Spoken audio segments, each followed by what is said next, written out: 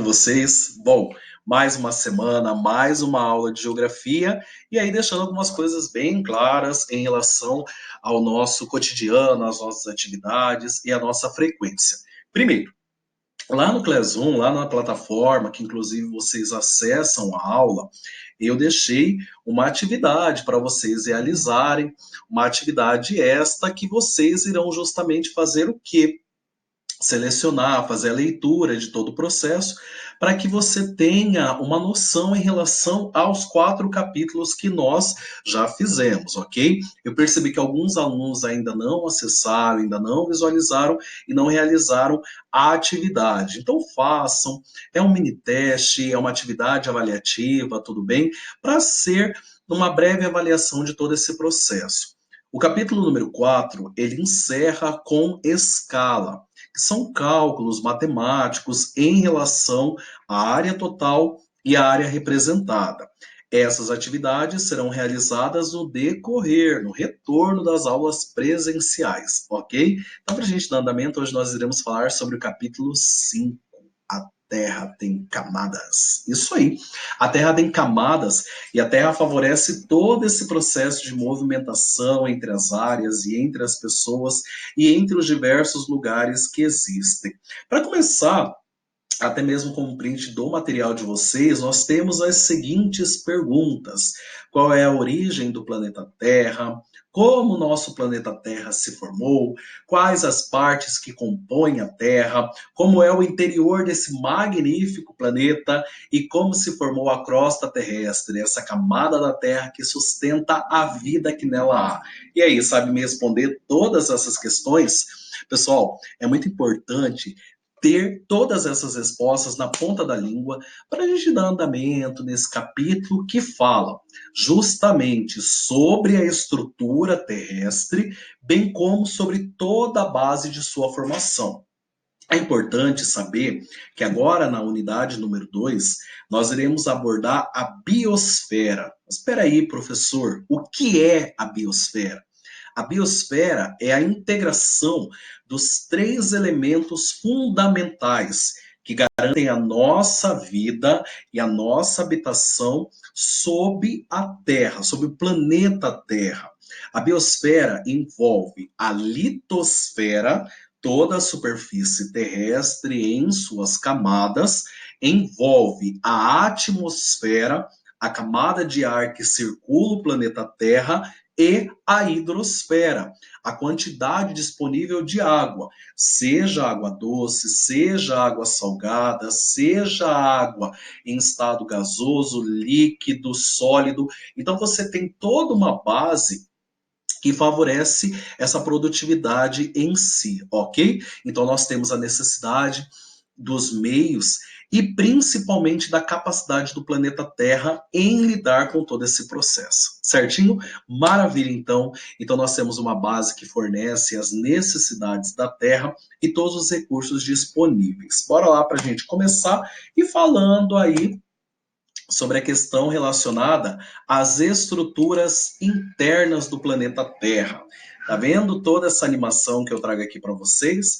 Nós temos aí todo esse reflexo, como vocês estão vendo aqui, como as estruturas internas da Terra.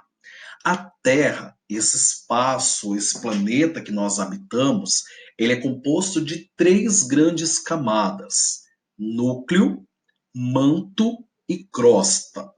Cada camada composta de variáveis elementos, elementos que nós conseguimos visualizar.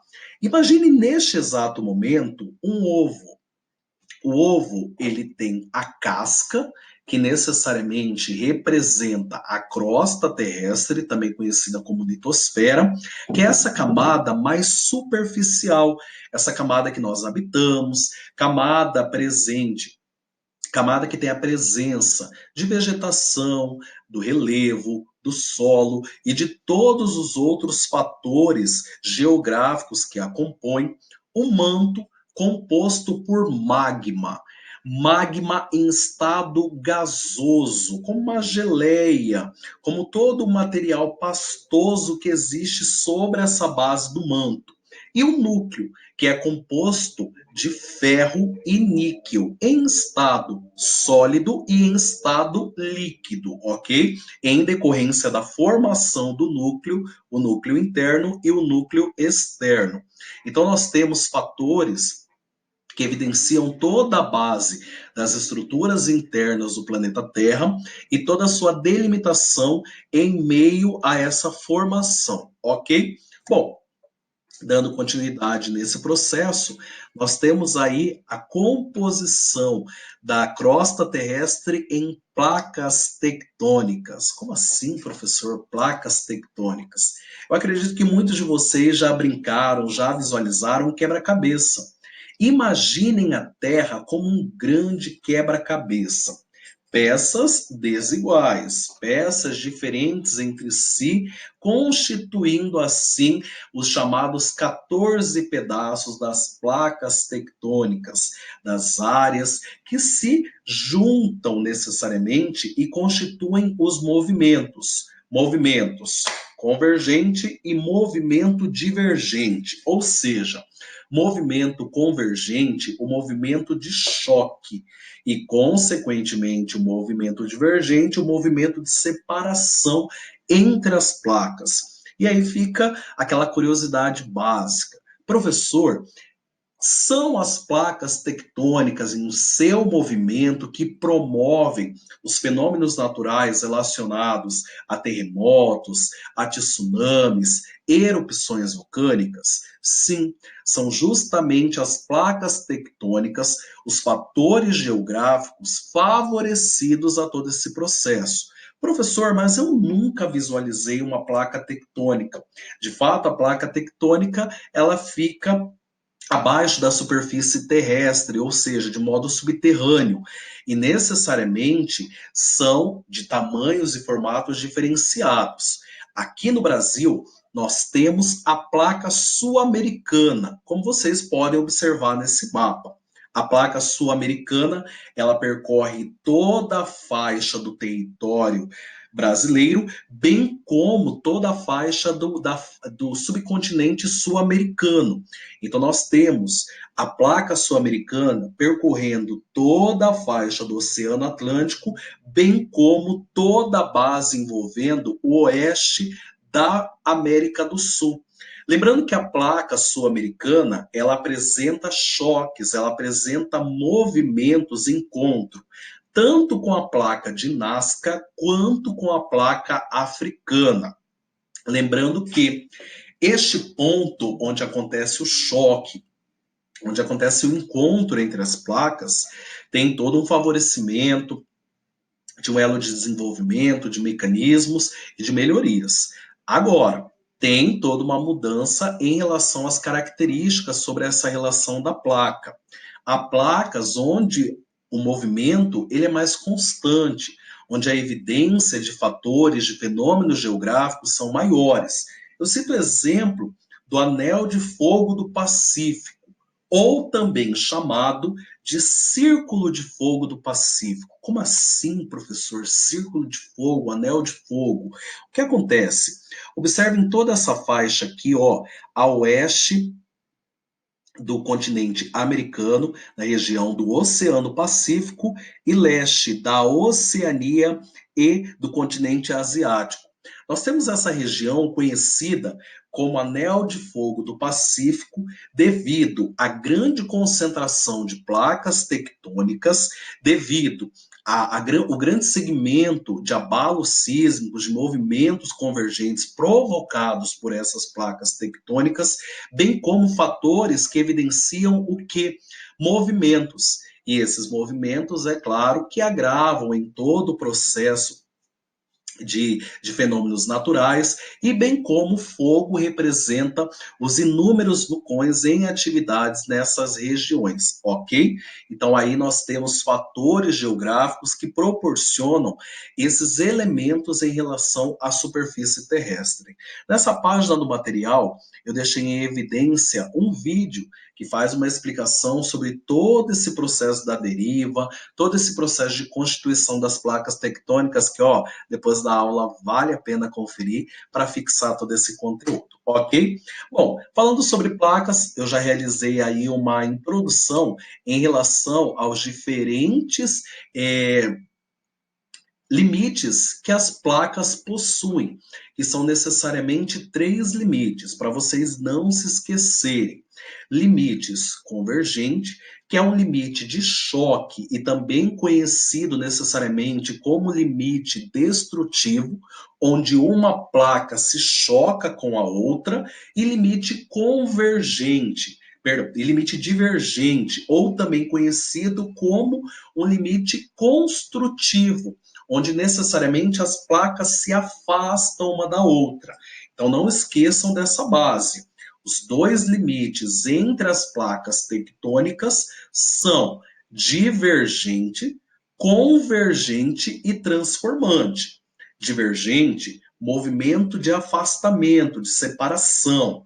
Convergente, movimento de choque, onde as placas tectônicas se confrontam. E o transformante é o movimento realizado onde uma placa necessariamente ela se movimenta lateralmente com a outra.